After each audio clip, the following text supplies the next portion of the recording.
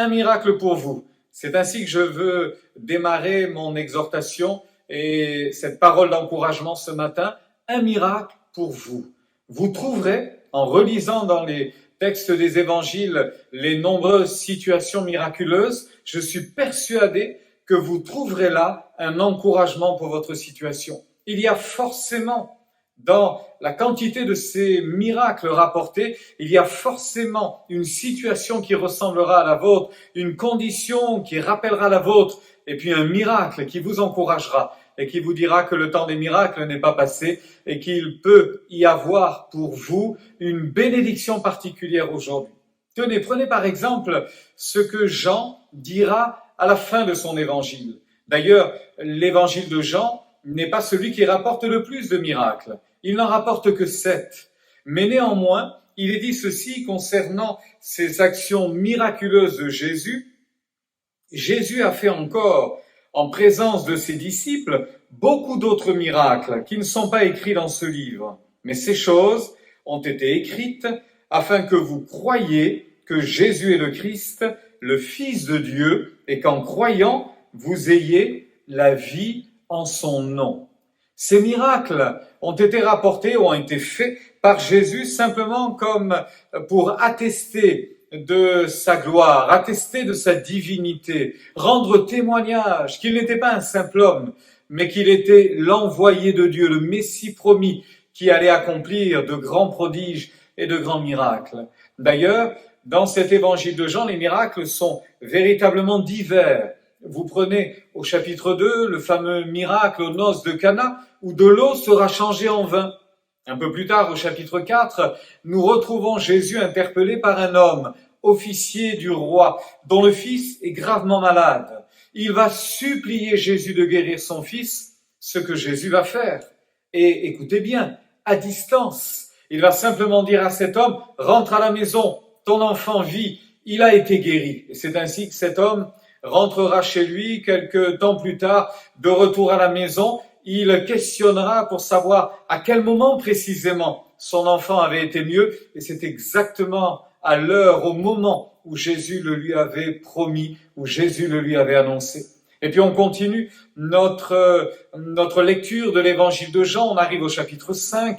Il y a la guérison de cet infirme à la piscine de Bethesda, malade depuis 38 ans, seul, sans personne. Jésus le délivrera miraculeusement. Et puis, un peu plus tard, une foule s'est rassemblée près de Jésus. Ils n'ont rien à manger. Jésus, avec quelques pains, quelques poissons, va multiplier ce peu pour nourrir cette foule immense. On dénombrera 5000 hommes, sans compter les femmes et les enfants. Voyez, ces miracles sont tous différents. Ils ne se ressemblent pas. Mais à l'évidence, ils correspondent à des situations particulières que nous pouvons rencontrer, malheureusement, à des étapes importantes de notre vie, et je dis encore douloureusement malheureuses, évidemment, mais cela correspond à des situations qui peuvent nous parler encore aujourd'hui.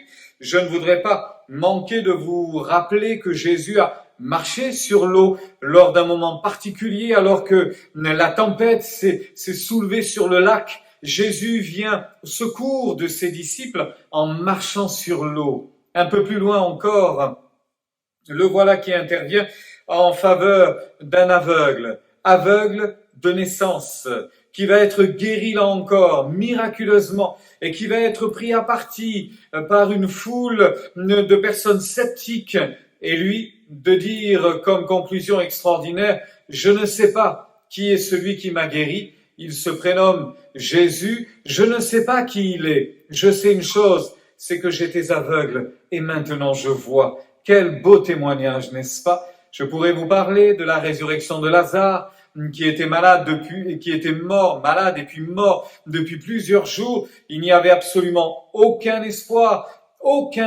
qu'il ne revienne à la vie. C'était sans compter sur l'intervention de Jésus, parce qu'il est le Fils de Dieu, parce qu'il est glorieux, fort et puissant, et qu'à sa parole, tout s'accomplit. Il lui suffit de dire, et la chose s'accomplit. Et enfin, l'évangile de Jean se termine sur une pêche miraculeuse. alors que les disciples sont en plein doute, alors qu'ils ne se posent des questions après la croix, la mort de Jésus, sa résurrection, ils sont remplis, envahis de doutes. Eh bien, Jésus vient vers eux encore en accomplissant un miracle. Je vous inviterai à relire les évangiles et à les relire encore et à les relire encore et à vous nourrir de ces actions miraculeuses que Jésus a accomplies. Le temps des miracles n'est pas passé. Le temps de la délivrance n'est pas révolu. Le temps d'une vie transformée n'est pas derrière vous. Il est encore possible d'être guéri. Alors voilà, quelles paroles et quels mots je voulais laisser sur votre cœur aujourd'hui. Un mot pour aujourd'hui. Un miracle est à l'œuvre pour vous. Un miracle. Dieu veut l'accomplir dans votre vie. Alors, saisissez, nourrissez vos cœurs de ces miracles extraordinaires, ne serait-ce que dans ces 4 évangiles. Et puis, saisissez encore la bénédiction de Dieu en votre faveur. Soyez encouragés, ne perdez surtout pas courage. Dieu accomplit encore de belles choses aujourd'hui.